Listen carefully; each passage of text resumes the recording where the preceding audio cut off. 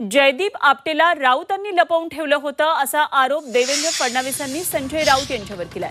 जयदीप आपटेला अटक करण्याच्या अगोदर 8 दिवसांपासून त्याच्या सुटकेची तयारी सुरू आहे आणि या संदर्भात ठाण्यामधून सूत्र हलतात असा आरोप खासदार संजय राऊत यांनी केलेला होता आणि याला फडणवीसांनी प्रत्युत्तर दिलंय। राऊतांना काहीही बोलण्याची सवय असल्याचं फडणवीस म्हणाले।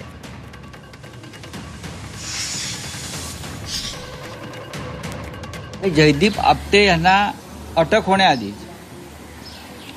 सिंधुदुर्गच्या कोर्टामध्ये त्यांच्या जामिनाची तयारी 8 दिवसापासून सुरू आहे आणि त्या संदर्भात ठाण्यातून सूत्र हलत आहेत। मी वारंवार ठाण्याचा उल्लेख करतो की जयदीप आपटे यांना 2 दिवसामध्ये ते सरेंडर होतील आणि ताबडतोब त्यांच्या जामिनाची व्यवस्था करा अशा प्रकारची सूत्र ही ठाण्यातून हलत आहेत। त्या संदर्भात कायदेशीर जी मदत लागते ती सुद्धा ठाण्यातून मिळते।